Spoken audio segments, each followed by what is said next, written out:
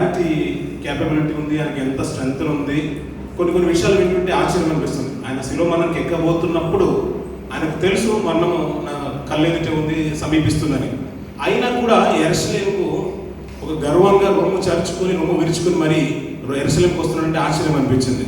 సర్వసాధారణంగా ఈ మధ్య లీడర్స్ కొంతమంది చూడండి అధికారులు ఉన్నప్పుడు వాళ్ళ అపోజిషన్ పార్టీలో ఉన్న వారిని వాళ్ళు అరెస్ట్ చేస్తున్నారు.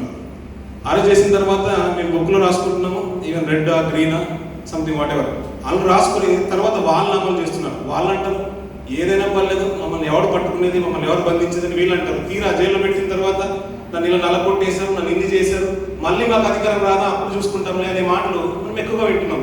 ఈవెన్ అంబటి రామయ్య గారి గురించి కూడా మనం ఎక్కువగా విన్నాం. కానీ అరెస్ట్ చేయకుండా ముందు ఆయన గర్వంగా మాట్లాడడం మనం ఎక్కువగా విన్నాం. కానీ మన ప్రభు అలాంటి వాడు కాదు పిల్లలు. ఆయన అంత ధైర్యంగా వెళ్తూ మరణం ముందున్నా కానీ అంత ధైర్యంగా వెళ్ళాడు. ఆయన వెళ్తున్నప్పుడంట లూకా సువార్తలు కూడా అద్భుతంగా అదే సంభాషణ చాలా చక్కగా రాశారు. ఆ మాట కూడా చూద్దాం పిల్లలు. 19వ అధ్యాయం లూకా సువార్త 19వ అధ్యాయం 29 నుంచి కొన్ని మాట చూడండి పిల్లలు. ఆయన ఒలీవల కొండ దగ్గర ఉన్న బెత్ఫగే బెతానియా గ్రామాల సమీపంగా వచ్చినప్పుడు తన శిష్యులిద్దరిని పిలిచి, మీరు ఎదుటనున్న గ్రామంలోకి వెళ్ళుడి, అందులో మీరు ప్రవేశింపగానే కట్టబడి ఉన్న ఒక గాడిద పిల్ల మీకు కనబడను, ఎన్నడూ కూర్చుండలేదు.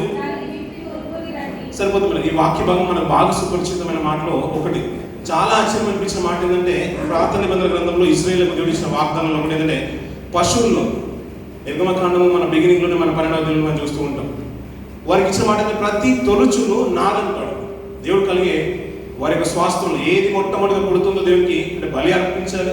అర్పించిన దానిలో ఏ దోషం ఉండొద్దు, కలంకం లేనిదై ఉండాలి, మచ్చలు ఉండొద్దు, అది మంచిదై ఉండాలి.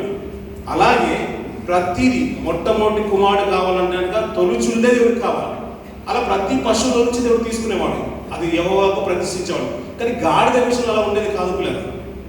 గాడిదని దేవుడు తీసుకునేవాడు కాదు. ఒకవేళ గాడిద పుడితే దానికి బదులు మీరు గొర్రెనిచ్చి దాన్ని విడిపించుకునేవాడు. ఆ మాట కూడా చూద్దాం పిల్లలు. ఒక మాట నేను త్వరగా వినిచేస్తాను. నిర్గమకాండము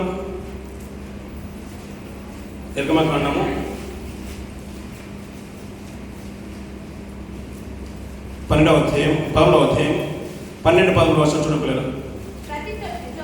ప్రతి తొలిచూలు పిల్లను నీ కళ్ళు పశువుల సంతతిలో ప్రతి తొలి పిల్ల అంటే మొదటి సంతానం జ్యేష్ఠుడు అంటాం కదా పిల్లలు. అలా మాట్లాడుతూ కింద చెప్తున్నా చూడండి పిల్లలు.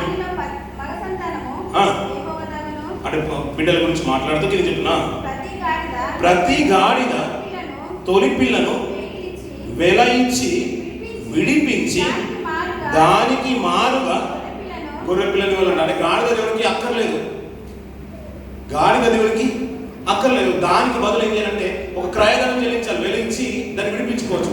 ఒకవేళ వెల చెల్లించినట్లయితే దానికి మారుగా గొర్రె పిల్లను వధించాలి. అలా వధించలేము, నువ్వు వెల ఇవ్వలేకపోతే ఈ గాడిదని ఏం చేయాలంటే మెడ కొట్టాలి. అదే కాన్సెప్ట్ ఇశ్రాయేలుకు ఉండేది. అలాంటిది కాలక్రమేణా రాజులు దాని మీద పట్టాభిషేకం అయినప్పుడు మనకు ఎక్కువ తెలుసు. కానీ మన రాజు గురించి వేరేగా మాట్లాడుతున్నాడు. ఇక్కడ ఏంటంటే కట్టబడిన గాడిద ఎప్పుడు ఎవరు కూడా దాని మీద ఎప్పుడు కూర్చుండలేదు. అది కట్టబడిందంటే ఎలా ఉంటుంది పిల్లల? సర్వసాధారణంగా యుద్ధంలో వాడబడుతున్న గుర్రమే అనుకోండి. అది ఎప్పుడు ఎలా ఉంటుంది? మనలాగా అమ్మా చెప్పలు కొట్టామంటే ఇలా ఉంటుంది. ఎలా ఉంటుంది? ఎలా ఉంటుంది? యాక్టివ్ ఉంటుంది కదా. పనిచేసే వాళ్ళు ఎలా ఉంటారు? ఎండలో పనిచేసే వాళ్ళు ఎలా ఉంటారు? ఏసీలో పనిచేసే వాళ్ళు ఎలా ఉంటారు? ఎండలో పనిచేసే వాళ్ళకి ఎలాంటి రోగాలు ఉండవు, జబ్బుగా ఉంటారు. ఎప్పుడు చూసినా కానీ రాళ్ళు వెళ్ళినట్టు ఉంటారు. కలర్ విషయంలో కాదు నేను మాట్లాడేది. బలంగా ఉంటారు, ఎప్పుడు కావాలన్నప్పుడు సంసిద్ధంగా ఉంటారు. కొద్దిగా మనం కూర్చునే జాబ్ ఉంది అనుకోండి, ఆఫీస్ జాబ్, అందరూ ఎలా ఉంటారు? అప్పుడు ఏదో వచ్చేది గుర్తేసింది అన్నప్పుడు ఉంటాం మనం. కానీ ఈ విషయంలో మీరు మాట్లాడుతుంటే కట్టబడిన గాడిద ఎలా ఉంటుంది పిల్లలు? అదంతా ముందు పని బాగా వినేదానికి. అది కట్టబడేది ఏంటంటే అన్నీ అక్కడే పోతుంది. అది కట్టేసింది, దాన్ని పట్టించుకోవట్లేదు ఎవరు. అలాంటి గాడిని తీసుకుని రమ్మన్నాడు. దాని మీద ఎవరన్నా అడిగితే, ఎవరు కూర్చోలేదు, ఎవరన్నా అడిగితే ఇది ప్రభువుకు కావాల్సింది ఉన్నదని చెప్పండి అన్నాడు. అలాగే అడిగారు, అలాగే చెప్పారు. వారు విడుచుకుని వచ్చారు. అది రాగానే దాని మీద బట్టలు పరిచారంట పిల్లలు. బట్టలు పరిచిన తర్వాత ప్రభువు కూర్చున్నాడు. కూర్చుంటే తీరా అన్ని కూడా గాలికున్న బట్టలు వేస్తారు, కొమ్మలు వేస్తారు, ఖర్చుల బట్టలు వేస్తారు, అన్నీ వేశారు. మనకి ఇజ్రాయేల్ పాత కాలంలో రాజు పట్టాభిషక్తిని చేసినప్పుడు అలా చేసేవారు. కానీ అది వేరే కాన్సెప్ట్, దానికి దీనికి వేరు. ఇంకా ఆ స్త్రీ గురించి మనం మాట్లాడుకుంటాం. ఒక స్త్రీ తన అత్తరు పుట్టిని పగలగొట్టి తనను అభిషేకించే సందర్భం మనకు బాగా తెలుసు కదా. ఆమె చేసింది చిన్నదే కావచ్చు, కానీ నేటికి సర్వలోకంలో ఆమె జ్ఞాపకార్థము నేటికి ఆమెను ప్రశంసిస్తున్నాం. ఇప్పుడు ఎవరి వల్ల ప్రశంసలు ఆమెకు దక్కింది? ప్రభు వల్ల దక్కింది. ఈ గాడిద కట్టబడిందచ్చు, ఒకవేళ అది ఉంటే అతని దగ్గర, యజమానుల దగ్గర గొర్రె పిల్ల లేకపోతే, క్రయధనం లేకపోతే, ఇది మెడ విరగొట్టే పరిస్థితి వచ్చినా కూడా ప్రభు దాన్ని విడిపించుకొని తెమ్మన్నాడు. తెచ్చిన తర్వాత ప్రభు దాని మీద కూర్చున్నాడు. దానికి ఘనత వచ్చిందంటే ఒక ఉన్నతమైన స్థితిలోకి వెళ్ళిపోయింది. మొట్టమొదటి దారి కూడా బట్టలు పరుస్తుంటే ప్రభు కాలు పెట్టింది. దాంట్లో ఎవరు పెట్టారు? గాడిద ముందు పెట్టింది. గాడిద పైన ఎవరున్నారు? మన ప్రభు ఉన్నాడు, మన రాజుడు దానిపైన. ఇప్పుడు మొట్టమొదటి గాడిద బట్ట పరుస్తుంటే, ఇప్పుడు సర్వసాధారణ మన ఇంట్లో బట్టలు ఆరబెట్టుకున్నా కానీ, బయట పొలంలో బట్టలు ఆరబెట్టినా కానీ, ఇప్పుడు సమ్మర్ అయిన తర్వాత మన కోతలు అయిపోయిన తర్వాత పంటలంతా కూడా దాని మీద తీసుకొచ్చి అలా పోస్తూ ఉంటాం. తీర గాడి వచ్చి తొక్కేసింది అనుకోండి, ఊరుకుంటారు. ఏం పర్లేదు, జయం చేయమంటాం. మనం ఏమంటాం? పిల్లలు అదే దుడ్డుకర్ర ఉంటాం, అల్పి మరి కొడుతూ ఉంటాం. దాని మీద ప్రభు ఉన్నాడు. ఇప్పుడు ఘనత చూడండి పిల్లలు ఎలా వచ్చేసిందో, దానికి భాగ్యం చూడండి. ఆ స్త్రీ బహుశా సరైన రీతిలో జీవనం లేకపోవచ్చు, కానీ ప్రభువును అభిషేకించినప్పుడు ఆ రోజు ప్రశంసింపబడింది, శిష్యులతో ద్వేషింపబడింది. కానీ నేటికి మనం స్మరణ తెచ్చుకున్నాం అత్తరు కోసం స్త్రీ గురించి. అలాగే గాడిద ఎందుకు పనికిరానిది కావచ్చు, కానీ ఆ రోజు ప్రభు విడిపించిన కారణాన్ని బట్టి నేటికి దాని గురించి మనం సర్వలోకము ఇంకా సజీవున్నంత కాలం, ఆకాశము భూమి నిలిచినంత కాలం ఆ గాడిద గురించి మనం మాట్లాడుకుంటూనే ఉంటాం. తరాలు మాట్లాడుకున్నాను, రాబోయే తరాలు కూడా మాట్లాడుకున్నాం. ఇప్పుడు మనం మాట్లాడుకుంటాం. దారి పరుగుల పరిస్థితి దాని మీద గాడిద వెళ్తుంటే, దాని మీద ప్రభు ఉంటే దాని జీవితం ధన్యమైపోయింది. ఇప్పుడు దేవునికి జీవితం ధన్యమైపోయింది. ఇప్పుడు గాడిదను మోసినందుకు గాడిద జీవితం ధన్యమైంది. అంటే ప్రభువును మోసినందుకు గాడిద జీవితము ధన్యమైపోయింది. ఇప్పుడు ప్రభు జీవితము గాడిద మీద కూర్చున్నందుకు ధన్యం కాలేదు. దాని మీద కూర్చున్న ప్రభుకు జయం ఏ విధంగా వచ్చిందంటే, ప్రభువుని బట్టి దాని స్థితి వచ్చింది, దాన్ని బట్టి ప్రభుకు రాలేదు. అంతే కదండి.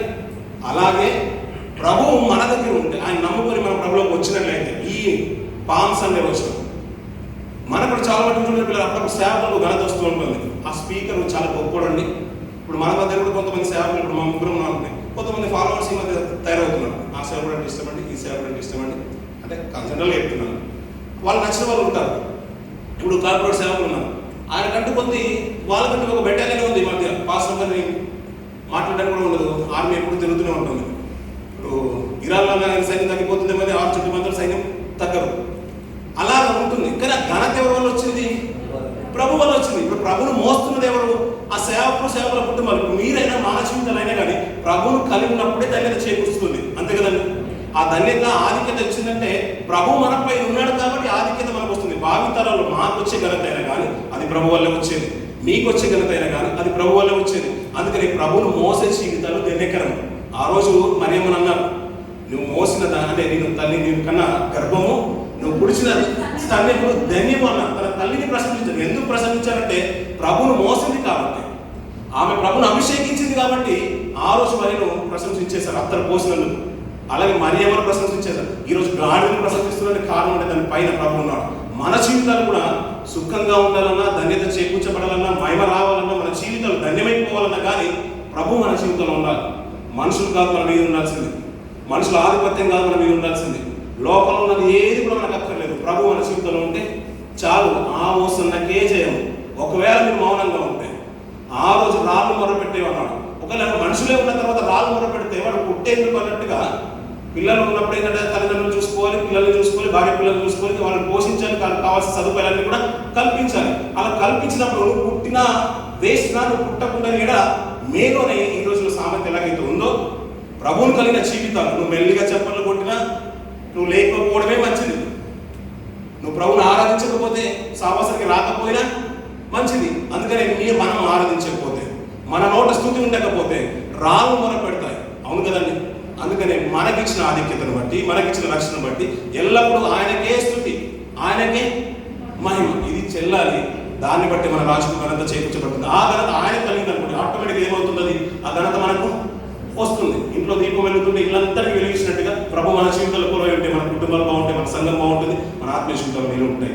ఆ రీతిగానే ఎరుసలేము రొమ్ము మెచ్చుకున్న ప్రభుత్వం చూస్తూ ఉంటే మన క్రైస్తవ జీవితాలు కూడా మరణంకైనా కానీ వెనుక తీయని ఆ జీవితాలు కావాలి. చాలా మంది ఈ మధ్య కాలంలో కాలం చేసిన ప్రవీణ్ పగడాల గారు కానీ మరణం ముందున్నా కానీ అంత ముందుకు వెళ్తుంటే ప్రభు జీవితాలు, ఆయన జీవితాలు ఒక సాదృశ్యంగా పెట్టుకున్నారు. మన పౌలు గారైనా కానీ అపోస్తలుల జీవితాలు కానీ మన జీవితాలు కూడా ఆ రీతిగా ఉండాలి. మన జీవితాలు కూడా ధన్యమైపోవాలి. ఈ మాట దేవుడు దీవించి ఆశీర్వదించుగాక.